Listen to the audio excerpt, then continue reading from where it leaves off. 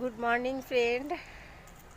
এই যে ননদের বাড়িতে সকালবেলা একটু বাইরে বেরোলাম, পরিবেশটা তোমাদের দেখাচ্ছি। দেখো কত সুন্দর পরিবেশ এখানে।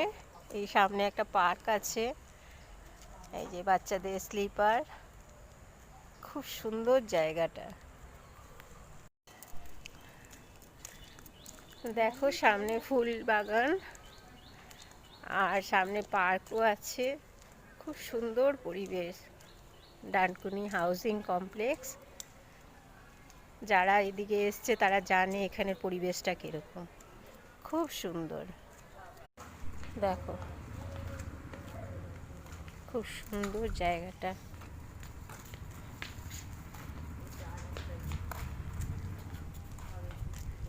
বাচ্চারা খেলছে,